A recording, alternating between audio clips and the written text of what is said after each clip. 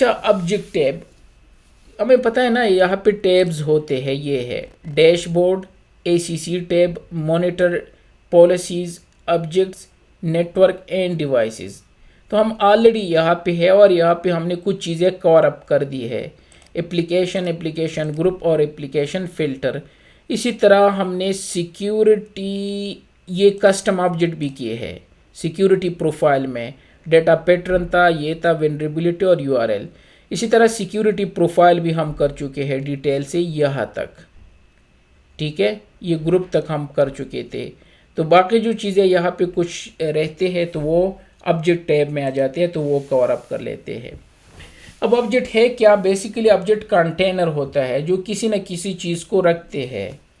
तो वो कंटेनर में IP एड्रेसेस भी हो सकते हैं, ग्रुप भी हो सकते हैं, URL भी हो सकते हैं, एप्लीकेशन भी हो सकते हैं, सर्विसेज भी हो सकते हैं, पोर्ट भी हो सकते हैं।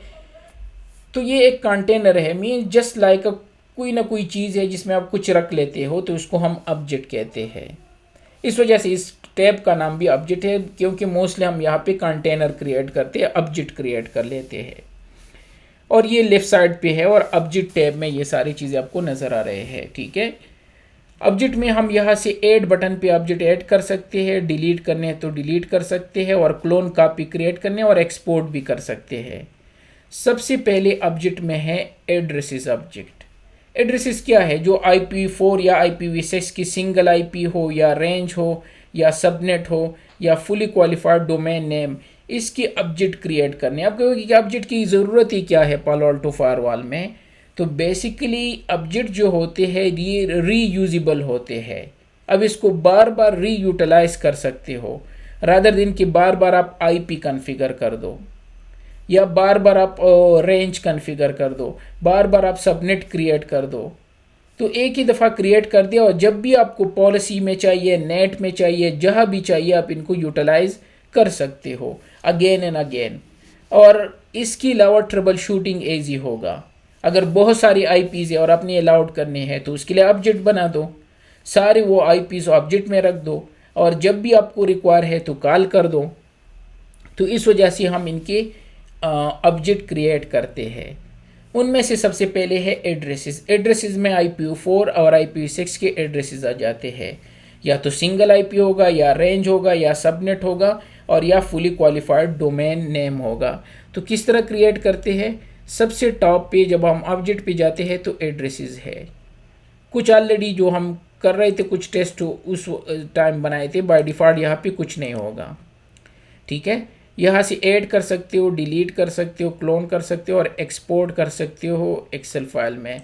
यहाँ सर्च कर सकते हो, फ़िल्टर अप्लाई करके फ़िल्टर को क्लियर कर सकते हो और रिफ़्रेश कर सकते हो। ठीक है, तो यहाँ से ऐड पे क्लिक करके ये है, सपोज़ मैं ISP के IP जो है उसके लिए एक ऑब्जेक्ट क्रिएट करना चाहता हूँ। यहाँ पे डिस्क्रिप्शन दे सकते हो और ये ऑब्जेक्ट हम क्रिएट कर सकते हैं एड्रेसेस में। एक है IP net mask, IP range, IP wild card mask और fully qualified domain name. IP net mask में आप क्या करते हो? सिंगल IP भी दे सकते हो और सबनेट भी दे सकते हो। यहाँ पे मेंशन भी है, ये कह रहा है कि सिंगल IP इस तरह भी दे सकते हो और इस तरह सबनेट भी दे सकते हो, चाहे IPv4 के हो या IPv6 के हो।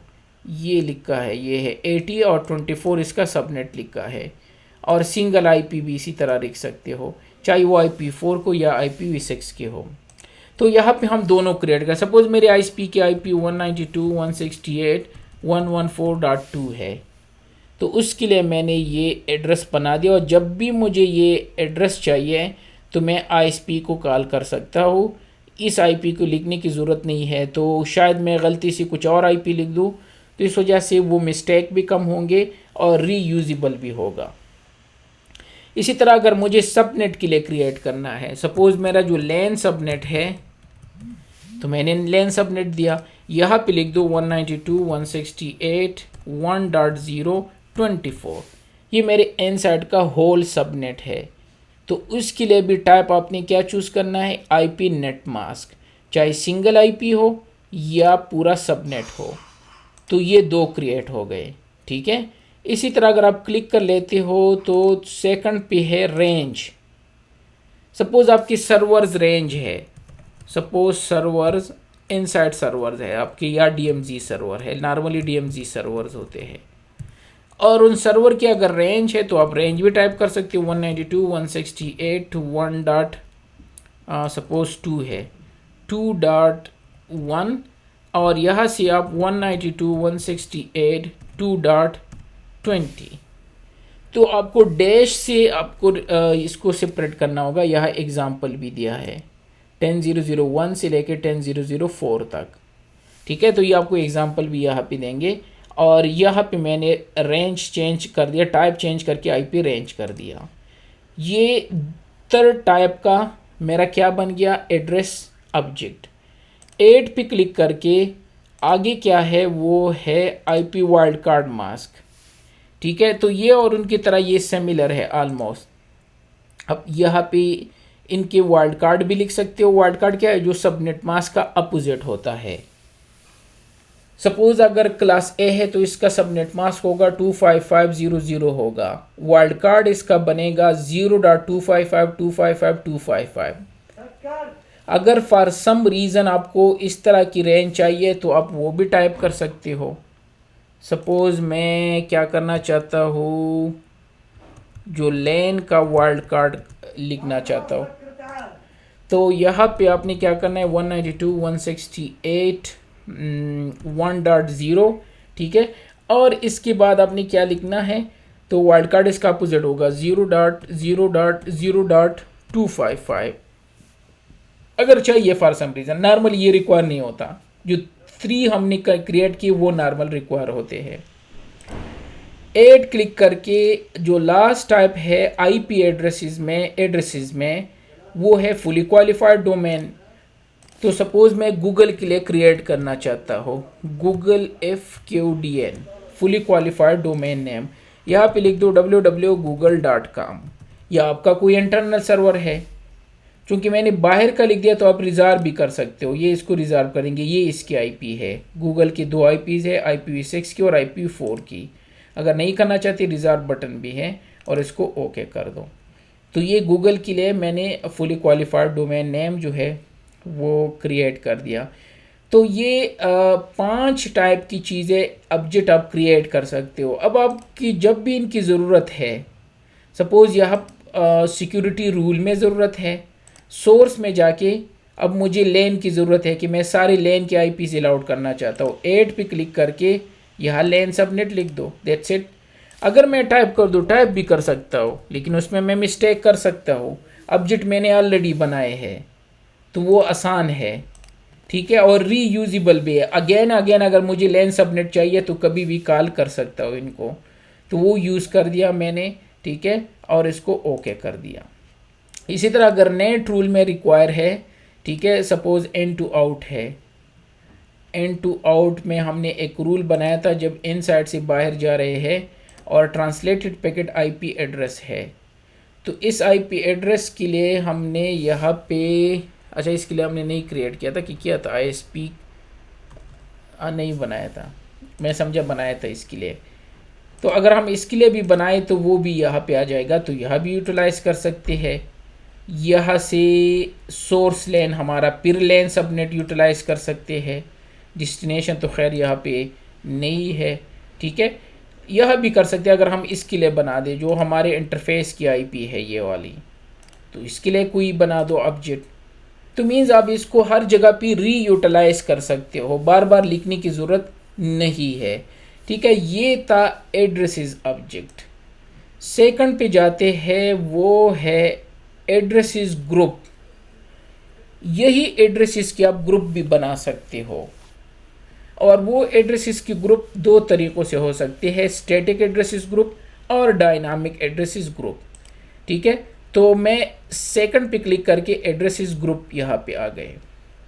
यहाँ से क्लिक करके अब ग्रुप बना सकते हो। सपोज़ आपने बहुत सारे सर्वर है आपके, लेकिन उन सर्वर के लिए आपको पहले यहाँ पे एड्रेसेस क्रिएट करने होंगे।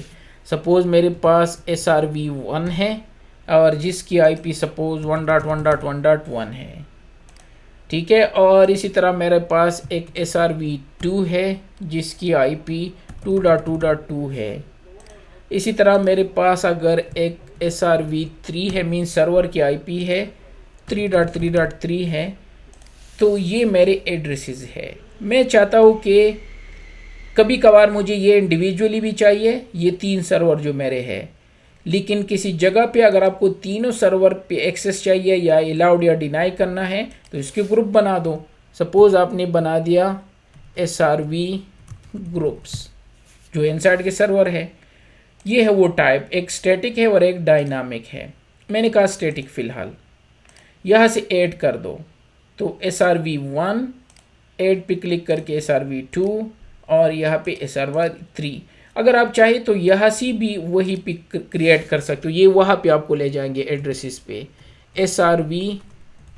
SRv4 और यहाँ पे 4.4.4 लिख दिया, ठीक है, ये आ गया। अगर आप रेंज करना चाहते हो तो वो पूरा लेन सबनेट भी यहाँ डाल सकते हो। अगर रेंज भी हमने बनाया था, रेंज के लिए हमने क्या चूज़ किया था, DMZ सर्वर रेंज, तो वो भी ऐड कर सकते हो। या यहाँ से ब्राउज करके तो जितनी भी वो है यहाँ से भी ऐड कर सकते हो एड्रेसेस। सपोज़ मैंने ISP छोड़ दिया, इस पर क्लिक करके वो ISP यहाँ पे आ जाएगा।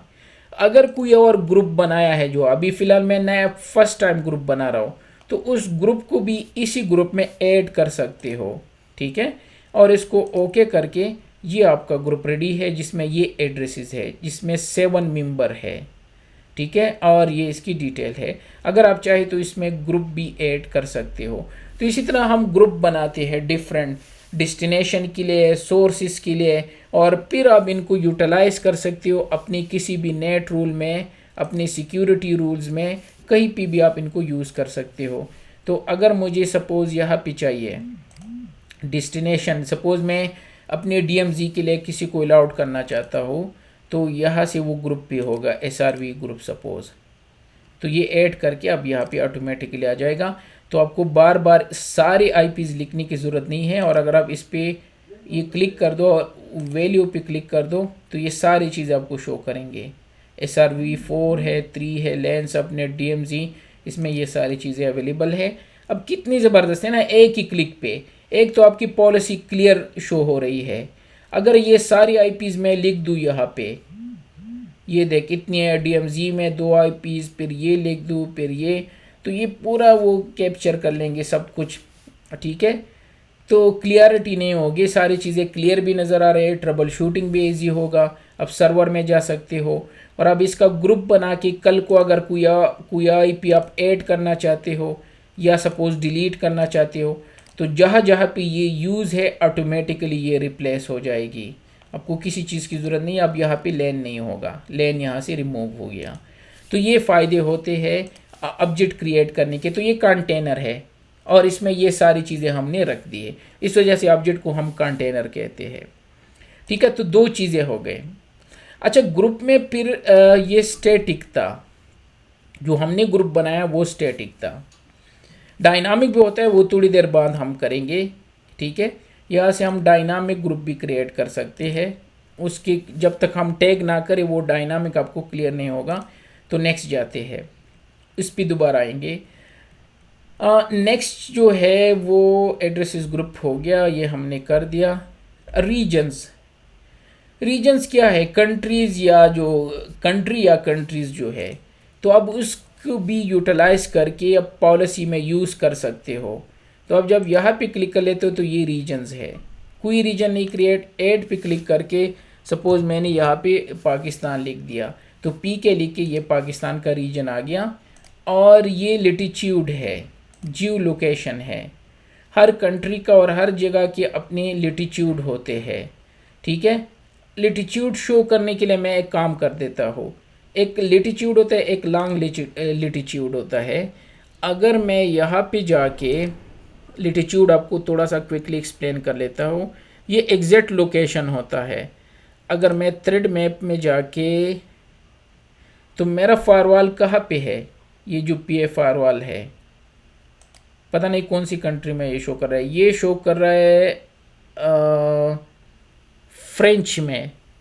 फ्रेंच में कि ये कह रहा है कि ये फारवाल जो अभी मैं यूज़ कर रहा हूँ ये फ्रांस में शो कर रहे हैं, जबकि मैं सऊदी अरब में हूँ। सऊदी अरब या ऑस्ट्रेलिया है, सऊदी अरब यही कहीं होगा, ये इंडिया है, पाकिस्तान है, ये है इस्लामिक रिपब्लिक, ये ईरान है, सॉरी ओमान, ये है सऊदी अरब। अब अगर मैं इनको वहाँ पे ले जाना चाहता हूँ एग्जैक्टली, तो इसको लिटीट्यूड अप्लाई करना होगा। तो जाता हूँ डिवाइसेस पे, ये फारवाल याद रखना गलत जगह पे है, ठीक है। तो डिवाइस में जाके और यहाँ पे सेटअप में जाके और यहाँ पे मैनेजमेंट या ऑपरेशन में होता नहीं, सर्विसेज में लिटीट्यूड, मेरे ख्याल में मैनेजमेंट में, यहाँ पे इसी जगह पे शायद है, ये है लिटीट्यूड। अब मुझे सऊदी अरब की लिटीट्यूड और लॉन्ग लिटीट्यूड चाहिए, तो यहाँ पे लिख दो सऊदी अरेबिया लिटीट्यूड एंड लॉन्ग लिटीट्यूड, ये लिख के, तो ये सऊदी अरब की लिटीट्यूड है। तो ये पहला जो है ये इसमें टाइप कर दो लिटीट्यूड में, इसके साथ शायद ये नहीं है, और जो दूसरा वाला है ये पेस्ट करके यहाँ कर दो और ओके करके, जब आप इसको कमेंट, शायद बगैर कमेंट भी आ जाए तो कमेंट करने की ज़रूरत नहीं होगी। ये देख यहाँ से जंप लगा के यहाँ पे आ गया अब सऊदी अरब में, क्योंकि मैंने उनको लिटीट्यूड और लॉन्ग लिटीट्यूड बता दिया, हर कंट्री का इस तरह होता है, ठीक है। तो अब आते हैं अपने ऑब्जेक्ट्स पे। तो ऑब्जेक्ट में हम कर रहे थे रीजन्स का ऑब्जेक्ट। तो रीजन के ऑब्जेक्ट्स में यहाँ पे आप नाम लिख सकते हो, सपोज यूके लिख दिया तो अच्छा यूके यूएई आ गया, वो यूके के लिए इंग्लैंड अलग है, वो सब कुछ अलग होता है। तो चलो मैं इंडिया या पाकिस्तान कुछ भी लिख देता हूँ। तो अगर मैं यहाँ से IN लिख दूँ तो इंडिया आ गया। अब इंडिया की लिटीट्यूड अगर करेक्टली बताना है तो बता दो, और इंडिया हर कंट्रीज़ की पब्लिक रेंजेस होते हैं, तो आप उनके एड्रेसेस भी यहाँ ऐड कर सकते हो कि ये IPs अलाउड है, ठीक है। तो ये अब मैंने बना दिया। इसी तरह मैं यहाँ से एक और बना देता हूँ, पाकिस्तान का बना दिया और ऐड कर दिया। अगर लिटीट्यूड मैंने बता दिया, अगर बताना है एग्जैक्टली तो कर सकते हो, एंड सो ऑन। अब आप पॉलिसी में जाते हो तो इनको यूज़ कर सकते हो, बाय द वे वहाँ डायरेक्ट भी होते हैं। तो अगर आप अलाउड ऑल में जाते हो, ठीक है, तो यहाँ पे जब आप सर्विसेज में आते हो, बल्कि ये डेस्टिनेशन यहाँ भी होते हैं, सोर्स में भी आप इनको यूज़ कर सकते हो। तो अगर मैं यहाँ से क्लिक कर दूँ तो कंट्री वाइज भी होते हैं। अगर मैं PK लिख दूँ, ये आ गया, और अगर कोई और कंट्री लिख दूँ यूक्रेन, तो वो ऑलरेडी है। रीजन्स यहाँ डायरेक्ट भी कॉल कर सकते हो। तो मीन्स अगर आप अब ऑब्जेक्ट नहीं बनाते, ठीक है, यूक्रेन चूज़ कर दो, ये आ गया। तो ये यूक्रेन के लिए आप कहें कि सोर्स ये होगा, ये कंट्री होगी। नॉर्मली हम बनाते हैं कि कुछ कंट्री अगर ब्लॉक करने, जिस तरह हमने अपने फारवाल में ईरान को और ये कौन सी कंट्री है, इज़राइल और ये कंट्रीज़ वहाँ यहाँ पे हमने ब्लॉक की है। तो हमने बाई कंट्रीज़ पॉलिसी बनाई है कि जब इस कंट्री से ट्रैफिक हो तो ब्लॉक कर दो।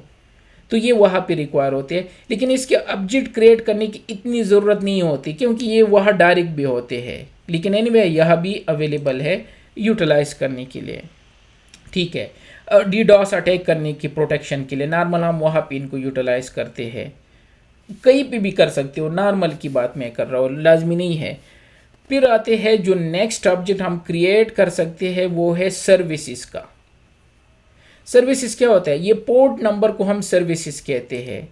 0 से लेके 65535 तक पोर्ट होते हैं, जो मैंने पहले भी शो किया था। इसमें कुछ रजिस्टर पोर्ट है, कुछ डायनामिक पोर्ट है, ठीक है, जो TCP और UDP के पोर्ट होते हैं। तो इनको हम सर्विसेज कहते हैं। अब इसकी भी ऑब्जेक्ट बना सकते हो अगर आपको चाहिए। तो जब हम यहाँ पे आते हैं तो ये है सर्विसेज, ठीक है। ये जो सर्विसेज है यहाँ कुछ बाय डिफ़ॉल्ट बने हैं, 2 बाय डिफ़ॉल्ट बने हैं, HTTP के लिए और HTTPS के लिए। ये हमने एक टेस्ट पर्पस के लिए पहले बनाया था। तो 8 पे क्लिक करके सपोज आपने क्रिएट करना है टेलनेट के लिए, तो बेहतर है हम इस तरह लिखते हैं, टेलनेट कौन सा प्रोटोकॉल यूज़ करते हैं, टीसीपी, और फिर टेलनेट लिख दो। और यह टीसीपी प्रोटोकॉल है या यूडीपी। पोर्ट नंबर 23 डेस्टिनेशन में लिख दो। सोर्स पोर्ट हमेशा रेंडम होता है, तो यह लिखने की ज़रूरत नहीं है। ठीक है, टैग्स हम अप्लाई नहीं करना चाहते, और जो सेशन टाइम आउट है वो ये इनहेरिट करेंगे, जो टीसीपी का बाय डिफ़ॉल्ट सेशन आउट है। अगर आप ओवरराइड करना चाहते हो तो ये टीसीपी की डिफ़ॉल्ट वैल्यू है, चेंज कर दो, जो कि चेंज करने की ज़रूरत ही नहीं है, और ओके कर दिया। ये मेरा टेलनेट बन गया। इसी तरह अगर आप बनाना चाहते हो तो टीसीपी एसएसएच के लिए बना दिया, डेस्टिनेशन पोर्ट में 23 लिख दो। ठीक है, इसी तरह अगर आपको चाहिए तो टीसीपी एफटीपी के लिए बना दिया, एफटीपी के लिए यह 21 लिख दिया। ठीक है, इसी तरह एसएमटीपी के लिए करना है तो टीसीपी एसएमटीपी, और यहाँ पे 25 लिख दिया, एंड सो ऑन। इसी तरह आप इसकी सर्विसेज बना सकते हो। ठीक है, नॉर्मली हम इसके साथ टीसीपी यूडीपी लिखते हैं। सपोज अगर यूडीपी का कोई क्रिएट करना हो तो यूडीपी और डीएनएस लिख दिया, यहाँ पे 53 लिख दो, तो डीएनएस के लिए हमने बना दिया। अब यहाँ पे हम इनको यूटिलाइज कर सकते हैं पॉलिसीज़ वगैरह में। तो यहाँ पे जाके जो यहाँ पे ये सर्विसेज का टैब नज़र आ रहा है, यहाँ से आप लिख दो डीएनएस, तो डीएनएस के लिए हमने बनाया और इसको यूटिलाइज कर दो। ठीक है, इसी तरह हमने टेलनेट के लिए बना दिया, तो टेलनेट लिख के वो टेलनेट का वो आ जाएगा। अब यहाँ यूटिलाइज कर सकते हो, या ऐड क्लिक करके यहाँ से सर्विसेज ऐड भी कर सकते हो। ये डायरेक्ट आपको यहाँ पे ले आएंगे जहाँ हम पहले थे ऑब्जेक्ट में, सर्विसेज में। इसके बाद है सर्विसेज का ग्रुप। किधर है सर्विसेज ग्रुप? जिस तरह हमने एड्रेसेस ग्रुप बनाया था, इसी तरह हम सर्विसेज की ग्रुप भी बना सकते हैं। एक से ज़्यादा सर्विसेज उठा के अब इनके क्या कर सकते हो, ग्रुप भी क्रिएट कर सकते हो। तो वो यहाँ पे है सर्विस ग्रुप। अब मुझे कंबाइनली चाहिए, सपोज मैंने कहा MGMT ग्रुप बनाना चाहता हो, जिसमें मुझे चाहिए टेलनेट, तो टेलनेट का हमने ऑलरेडी क्रिएट किया था। SSH चाहिए तो SSH कर दिया। मुझे FTP चाहिए तो FTP के लिए भी हमने बनाया था, FTP के लिए भी बनाया था। SMTP चाहिए तो SMTP के लिए बनाया था। मैं कह रहा हूँ कि SNMP का चाहिए, तो यहाँ तो वो है नहीं, ये आप सर्विसेज पे क्लिक करके वहाँ पे ले जाएगा। तो TCP और यहाँ पे SNMP लिख दिया, और जो SNMP का पोर्ट नंबर है वो यहाँ पे लिख दो। पता नहीं क्या था SNMP का, 69 तक ही क्या था। ठीक है, तो वो यहाँ पे लिख दिया। वैसे मैं टेस्ट पर्पज़ के लिए 69 लिख रहा हूँ। तो ये ऐड भी हो गया, और ये हमारा मैनेजमेंट ग्रुप रेडी है सर्विसेज ग्रुप का। और जब आप पॉलिसी में जाते हो तो अगेन रादर देन अगर आपको सारे ऑल टुगेदर चाहिए, कहीं पे भी चाहिए, तो आप उस सिक्योरिटी रूल में जाके सर्विसेज और यहाँ पे लिख दो MGMT, ये ग्रुप कॉल कर दिया। अब इस MGMT ग्रुप में सारे वो पोर्ट बाय डिफ़ॉल्ट अलाउड हो जाएंगे। तो कहाँ पे है, ये है मैनेजमेंट ग्रुप। और जब आप यहाँ पे जाते हो वैल्यू, तो इसमें ये चीज़ें इंक्लूडेड है। ठीक है, तो ये फ़ायदा होता है ऑब्जेक्ट का, इसको रीयूटिलाइज एनी टाइम कर सकते हो। ठीक है, इसके बाद है टैग का ऑब्जेक्ट। तो टैग कुछ भी नहीं है, ये कलर्स है। टैग को हम दूसरे पर्पस के लिए भी यूज़ करते हैं। ये जो डायनामिक ग्रुप की हम बात कर रहे थे, वहाँ भी यूज़ होते हैं, बाकी सारी चीज़ों में भी यूज़ होते हैं। सिक्योरिटी रूल में हमने इनको यूज़ किया था पॉलिसीज़ में। ये आप याद है जो हमें कह रहे कि यू रूल्स बाय टैग, यह भी बाय टैग भी कर सकते हो। सिक्योरिटी रूल में भी जो नई फायरवॉल है, ये टैग को फॉलो करके इस तरह कर लेते हैं, क्योंकि टैग अभी कॉन्फ़िगर नहीं है इसके। तो जब आप इस पर क्लिक कर लेते हो, सॉरी नई पॉलिसीज़ पे, तो यह भी टैग्स आपको नज़र आएंगे। ये है टैग, कुछ भी अभी नहीं है। तो ये टैग हम यह भी कर सकते हैं और बाकी सारी चीज़ों में भी यूज़ करते हैं। डायनामिक के लिए, जो डायनामिक ग्रुप की हम बात कर रहे थे, वह भी हम टैग यूज़ करते हैं। तो बेसिकली ये कलर्स होते हैं यार, जो हम नॉर्मल यूज़ करते हैं ना बुक्स में डिस्टिंग्विश करने के लिए, या किसी चीज़ को सेपरेट करने के लिए हम टैग्स यूज़ करते हैं, या जो बड़े बड़े ऑफिसेज है वहाँ पे बुक्स जो पड़े होते हैं वहाँ पे टैग लगे होते हैं, या वो नीचे वो खानों में लिखा होता है कि ये फला चीज़ की बुक से टैग लगे होते हैं कलर वाइज, उस पर लिख भी सकते हो और विदाउट लिखने भी कर सकते हो। येलो टाइप का कलर, कुछ और कलर, पर्पल, ग्रीन, ब्लू, इसी तरह ये टैग्स होते हैं। तो ये ट्रबल शूटिंग में और ये सारी चीज़ें आपकी डिस्टिंग्विश कर लेते हैं, आसानी होती है सब ट्रबल शूटिंग में, और व्यू भी अच्छे होते हैं, सारी चीज़ें क्लियर नज़र आते हैं, और बहुत सारे और पर्पस के लिए भी आप इनको यूज़ कर सकते हो। पॉलिसी में यूज़ कर सकते हो, नेट में यूज़ कर सकते हो, डायनामिक पूल में, डायनामिक ग्रुप में यूज़ कर सकते हो, बहुत सारे और जगहों पे भी इनको यूज़ कर सकते हो। इनको हम कहते हैं टैग्स। और जब आप यहाँ पे आते हो तो ये है टैग, और टैग का निशान भी है, अगर आप चेक कर दो तो उन्होंने इस टाइप के हम रियल में टैग यूज़ करते हैं डिफरेंट कलर के। तो दो प्री डिफाइन ऑलरेडी है, लेकिन ऐड करना चाहते हो। सपोज़ मैंने कहा अलाउड के लिए, अलाउड के लिए मैंने कलर यूज़ कर दिया ग्रीन, इसमें वो ग्रीन नहीं है प्रॉपर वाला, एनीवे चलो ग्रे कर दिया। इसी तरह मैंने डिनाई के लिए यूज़ किया, यहाँ पे सपोज रेड क्रिएट कर दिया, एंड सो ऑन। इसी तरह आप करना चाहते हो एन साइड के लिए आपने यूज़ किया सपोज मैरून कलर।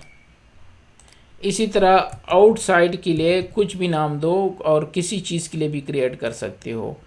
आउटसाइड के लिए आपने क्या किया, रेड ऑरेंज क्रिएट कर दिया, एंड सो ऑन। इस तरह जितनी चाहे आप क्रिएट कर सकते हो। एक तो आप इनको पॉलिसी में यूज़ कर सकते हो। सपोज़ ये अलाउड पॉलिसी है ना, हमने अलाउड किया है, तो अब यहाँ पे टैग नज़र आएंगे, आप इसको अलाउड क्लिक कर दो, एक से ज़्यादा भी दे सकते हो। ये भी अलाउड का रूल है, क्योंकि ये रीड ओनली है।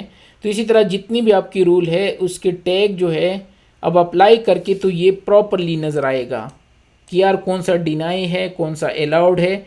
तो यहाँ पे आके चेक करने से बेहतर है अगर आप इनको प्रॉपरली टैग कर दो तो ये बेहतर होगा। और इसी तरह ये रूल भी आसानी से, इसके रूल भी बनते हैं टैग को यूज़ करके। और टैग के थ्रू हम बहुत सारे और चीज़ें भी क्रिएट करते हैं, जो डायनामिक ग्रुप्स हो गए, बाकी और सारी जगहों पे यूज़ होता है। तो ये आसानी के लिए है और ट्रबल शूट ईजी होता है। कलर कोड्स है ना, एक किस्म की कलर कोड है, तो आप इजीली फाइल ढूंढ सकते हो। जब आप पुराने ऑफिस में जाते हो जहाँ कंप्यूटराइज सिस्टम नहीं होता तो वो ये टैग्स यूज़ करते हैं। और वो बूढ़ा सा आदमी जब आप उनसे पूछ लेते हो कि यार मेरा फाइल कहाँ है, वो 2 मिनट में ढूंढ के दे देते हैं। कंप्यूटर से भी फास्ट होते हैं क्योंकि वो टैग यूज़ करते हैं, टैग लगाए होते हैं कि ये इसके लिए है ये। तो ये टैग हम यहाँ भी यूज़ कर सकते हैं, ठीक है। हाँ, दूसरी बात ये टैग का जो फ़ायदा है, सपोज़ मैंने यहाँ टैग बना दिया, एक ब्लू टैग बना देता हूँ, ब्लू कलर उठा लेता हूँ, ये रहा ब्लू, तो ये वाला कर लेता हूँ। एक ब्लू का टैग बना दिया और दूसरा रेड का बना देता हूँ। नाम भी यही दिया और टैग भी यही है। तो मैंने ब्लू और रेड के नाम से 2 टैग बना दिए। अगर मैं एड्रेसेस में जाके, ये जो सर्वर 1 है इस पे कोई टैग अप्लाई नहीं है, यहाँ भी टैग है, तो मैंने सर्वर 1 को टैग दिया ब्लू, ठीक है, और इसको ओके कर दिया। दूसरा जो सर्वर 1 है 2 है, इसको भी ब्लू कर दिया। तो 2 मेरे ब्लू कलर के हो गए। मैंने इनके टैग चेंज कर दिए, तो सर्वर 1 और सर्वर 2 के जो है यहाँ पे टैग नज़र आ रहा है कि ब्लू नाम से एक टैग है, वो इनको असाइन है। अगर मैं एड्रेस ग्रुप में जाके एक और ग्रुप बना देता हूँ, डायनामिक ग्रुप जी, टाइप इसका मैंने चेंज कर दिया डायनामिक, और एड मैच क्राइटेरिया कर दिया ब्लू, ये वाला। और ओके कर दिया।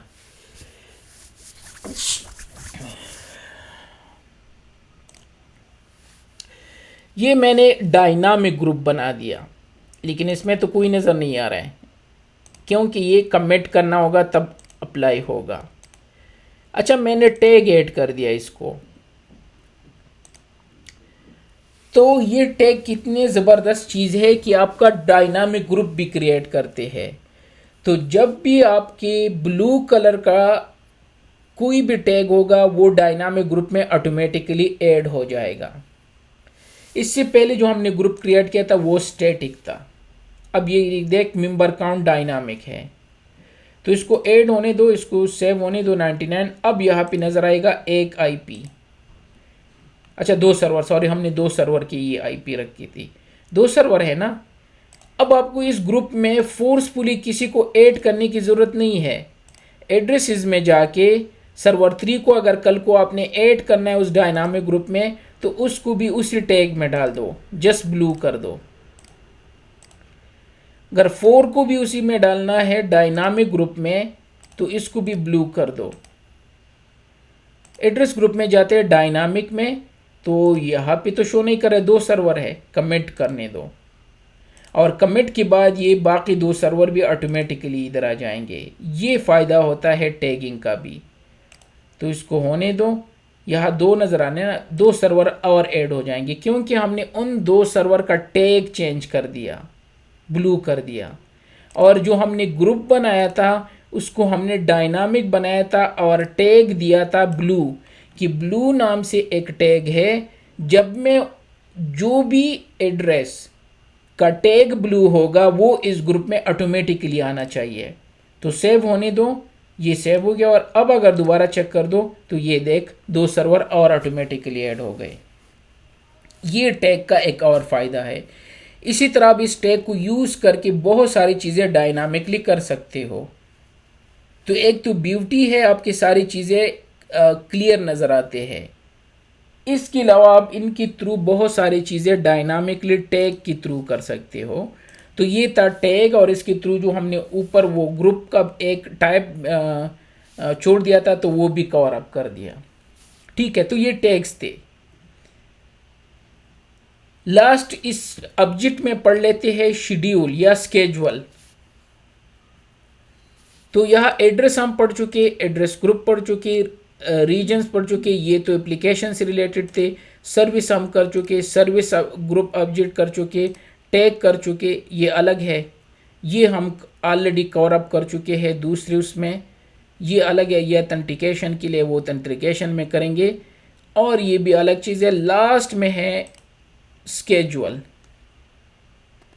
स्केजुअल ऑब्जेक्ट भी बना सकते हो, 2 टाइप के हैं, एक डेली या वीकली जो रिपीट होंगे, और एक है नॉन रिकरिंग। नॉन रिकरिंग ये कि एक ही दफ़ा फायर होगा, एक ही दफ़ा, क्योंकि डेली तो रोज़ आता है ना। अगर आप डेली बना देते हो, सपोज डेली आपने रूल बना दिया, डेली रूल एक शेड्यूल बना दिया, ऐड कर दो तो ये डेली के नाम से पूछेगा, डेली इस टाइम से लेके इस टाइम तक। अब ये टाइम तो रोज़ आएगा, डेली 12 बजे होते हैं ना, और डेली जो है एंड सपोज ये होगा, तो ये डेली ये एक्टिवेट होंगे ये रूल, ये डेली रूल है। इसी तरह जो दूसरा सपोज हमारा जो है वो वीकली है तो वीक भी होगा। सपोज मैंने वीकली रूल के नाम से बना दिया, और वीकली में हमारे पास ये है Sunday, suppose start time Sunday का क्या होगा, सपोज 12:15, और एंड इसका क्या होगा 1। तो संडे तो एवरी वीक आएगा, तो इट मीन्स ये रिपीट होता जाएगा फॉर एवर, क्योंकि हर वीक में संडे होगा और हर वीक की संडे में 12 बजे होंगे और फिर 1 PM भी होगा। जो 3rd नंबर का हम इसमें क्रिएट कर सकते हैं वो नॉन अकरिंग का है, वंस रूल। अब ये मसला है, यहाँ पे मुझे डेट देना होगा। सपोज मैंने कहा फरवरी आज 14 है, मैंने 15 कर दिया, 15 फरवरी स्टार्ट टाइम जो मैंने बता दिया कि 12 बजे, ठीक है, और एंड डेट जो है वो भी 15 बता दिया, ठीक है, और एंड डेट सपोज मैंने ये कर दिया। अब फॉर एवर 15 टू 2021 सिर्फ एक ही दफ़ा आएगा पूरी लाइफ में, क्योंकि 15 के बाद 16 होगा तो 16 यहाँ फायर नहीं होगा, 17 होगा, हाँ फरवरी दोबारा आ सकती है, 15 भी दोबारा आ जाएगा, लेकिन 2021 ईयर नहीं होगा दोबारा। तो इस वजह से इसको नॉन अकरिंग कहते हैं, ये वंस फायर होगा फॉर एवर। तो अगर आपको वंस फायर की शेड्यूल चाहिए तो वो भी है, डेली भी है, वीकली भी है। अब आप पॉलिसी में जाके, पॉलिसी में याद है एक दफ़ा हम एक चीज़ छोड़ गए थे, अलाउड ऑल में जाके एक्शन पे चेक कर दो तो यह है शेड्यूल, मैंने कहा था आगे हम करेंगे, यह से ये शेड्यूल है। मैंने कहा कि इसको वंस रूल कर दो और ओके कर दिया। अब ये रूल सिर्फ 15 को काम करेगा, जो कि 15 कल है, तो कल तो आया नहीं है, इवन दो कि एक्शन अलाउड है, लेकिन मैंने इसको शेड्यूल बेस कर दिया, वंस रूल है, और वो 12 बजे के बाद ये रूल फायर होगा, और आधे घंटे के लिए, सॉरी 1 आवर के लिए मैंने अलाउड किया था, तो 1 आवर के लिए अलाउड ऑल होगा, उसके बाद ये रूल काम नहीं करेगा फॉर एवर, अनटिल अनलेस यहाँ से शेड्यूल ना हटा दो। अगर मैं डेली कर दूँ तो ये रूल डेली हिट होगा, अगर मैं वीकली कर दूँ तो एवरी वीक, जो संडे मैंने दिया था तो हर संडे को सिर्फ काम करेगा। तो ये भी छोटा सा चीज़ है लेकिन बहुत ही इम्पोर्टेंट है रियल वर्ल्ड में। कभी कभार वो हमें रिक्वेस्ट आते हैं कि इस बंदे को 1 मंथ के लिए सिर्फ अलाउड कर दो, आज से लेके 1 वीक के लिए अलाउड कर दो। आपको यार किस तरह मैं इसको अलाउड कर दूँ 1 वीक के लिए, फेसबुक के लिए या फ्लैश सर्वर के लिए? तो वो इस शेड्यूल के थ्रू आप कर सकते हो, आपको इस टाइप के रिक्वेस्ट आएंगे। तो छोटा सा चीज़ है, लेकिन अगर आप इसको यूटिलाइज कर दो तो आप बेहतर से बेहतर पॉलिसी जो है वो इम्प्लीमेंट कर सकते हो। अगर मैं यहाँ से, हाँ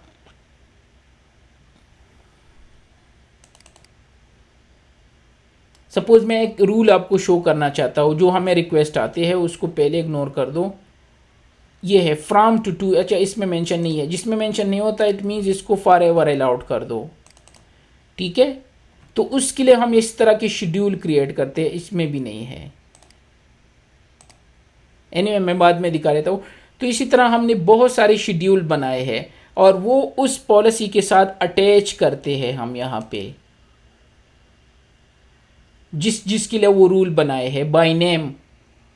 तो वो जब हम इसको अटैच करते हैं तो जब वो ऑटोमेटिकली उसका रूल काम नहीं करेगा, इवन दो यहाँ पे इनेबल होगा रूल, लेकिन वो शेड्यूल जब रीच हो जाता है तो वो उसको ब्लॉक कर देंगे। तो फिर उनको हम कहते हैं कि एक्सटेंड कर दो। तो जब वो एक्सटेंड करते हैं तो रूल वही होता है, हमें दोबारा रूल क्रिएट करने की ज़रूरत नहीं पड़ती। ये भी फ़ायदा है इसका, हम सिंपली जाते हैं, ठीक है। सपोज मैंने इसके साथ ये अटैच कर दिया 15 फरवरी या वंस रूल जो है ये अटैच है ना। वंस रूल में अभी फ़िलहाल क्या है, वंस रूल में ये अलाउड है कि इसको 15 फरवरी को अलाउड कर दो। 15 फरवरी पास हो गया, अब इनने एक्सटेंड कर दिया तो यहाँ पे आके सिर्फ इसको 16 कर दो और एंड 60, सपोज 1 डे इनको रिक्वेस्ट दिया, दैट्स इट, और ओके कर दिया। अब आपको वहाँ पे कुछ चीज़ के चेंज करने की ज़रूरत नहीं है, वो ऑटोमेटिकली यहाँ पे रिप्लेस हो गया है वो जो नया डेट है। तो एक तो फ़ायदा आपको ये हो गया कि ये रूल दोबारा create in lane two when lane address this user this when this and दो, जस्ट वो शेड्यूल चेंज कर दो, सारी चीज़ें इस पे अप्लाई हो जाएंगे। और जब 10-12 पॉलिसी हो तो और बेहतर होगा। तो ये शेड्यूल ऑब्जेक्ट का बड़ा ही ज़बरदस्त स्मॉल सा टूल है। जब आप रियल में जाओगे तो आपको तब एहसास होगा कि ये कितना ज़बरदस्त है और हम इनको यूटिलाइज़ कर सकते हैं, ठीक है। तो ये था ऑब्जेक्ट, और इसमें मैंने बता दिया कि 2-3 किस्म के हैं, डेली है, वीकली है और नॉन रिकरिंग है, मीन्स कि वो दोबारा नहीं होगा। और फिर एक्शन में जाके आप इसको अटैच कर सकते हो। तो सपोज़ अगर आपने बना दिया डेली 2 PM टू 11 PM, तो अगर मैंने ये बना दिया तो इसी ड्यूरेशन में क्या होगा, सपोज ट्विटर के लिए मैंने बना दिया तो वो ट्विटर इसी ड्यूरेशन में ब्लॉक होगा और बाकी 2 PM के बाद वो अलाउड होगा। मैंने शो नहीं किया लेकिन अब आप समझ गए ना कि कर सकते हैं, अगर है तो अभी क्विकली बना देते हैं। तो टाइम ड्यूरेशन सेट करके सपोज अगर ब्रेक का टाइम है और उसने कहा कि यार ब्रेक के टाइम में फेसबुक अलाउड है 1 to 2 PM, बाकी ब्लॉक हैं, तो अगेन आप शेड्यूल के थ्रू काम करोगे। अगर डायरेक्ट कोई आपसे पूछे कि यार फायरवॉल में इस तरह पॉलिसी बना सकती हो कि इस टाइम पे अलाउड हो, इस पे और ऑटोमेटिकली डिनाई हो, आप कह रहे हो कि यार इस तरह तो पालो अल्टो में हमने किसी ने नहीं बताया। वो पूरा लॉजिक इस शेड्यूल में है। क्योंकि मुझे आज भी याद है जब फर्स्ट टाइम मैं एक इंटरव्यू के लिए गया था तो उन्होंने पूछा कि इस तरह कर सकते हो कि इस टाइम पे अलाउड हो, इस पे डिनाई हो, सब कुछ ऑटोमेटिक हो, आपको बार बार चेंज करनी। तो मैं हैरान रह गया कि इस तरह किस तरह पॉसिबल है। पालो अल्टो में तो मैं कहीं पे भी इस तरह नहीं देखा है कि आप टाइम बेस सेट कर सकते हो।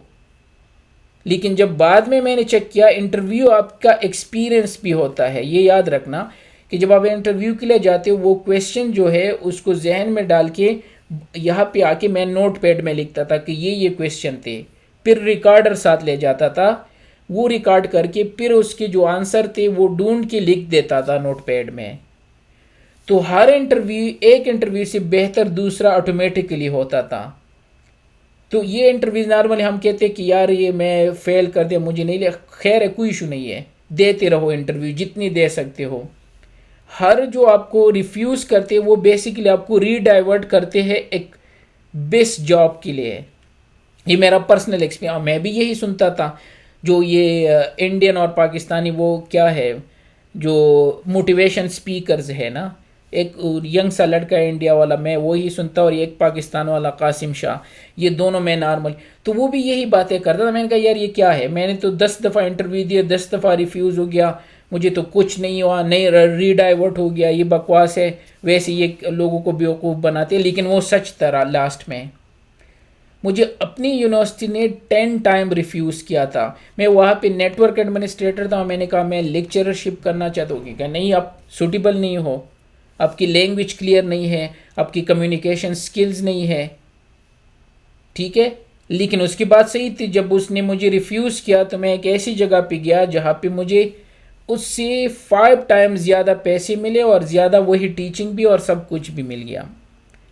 तो ये बात सच है। इसी तरह तो मैं पता नहीं किस चीज़ से यहाँ से डाइवर्ट हो गया, तो ये आप कर सकते हो इसकी थ्रू। इंटरव्यू की बात कर रहा था, तो हर इंटरव्यू अगर रिफ्यूज़ भी हो रहे हो ना तो वो आपके लिए क्या बनता है, बेस बनता है, याद रखना।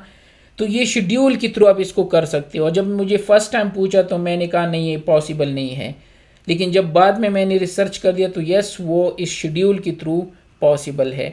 तो ये थे ऑब्जेक्ट्स जो हम डेली यूटिलाइज करते हैं, और ये जब आप as a network administrator join करते हो तो ये डेली आप यूज़ करोगे इस ऑब्जेक्ट्स ग्रुप को। वो एड्रेसेस ग्रुप को, रीजन ज़्यादा यूज़ नहीं होता, सर्विसेज को सर्विसेज ग्रुप को, और इस शेड्यूल को अब डेली बेस पे यूज़ करते रहोगे। तो इस वजह से ये आसान भी है, लेकिन इसको अंडरस्टैंड करना है कि किस तरह हम इनको यूटिलाइज कर सकते हैं।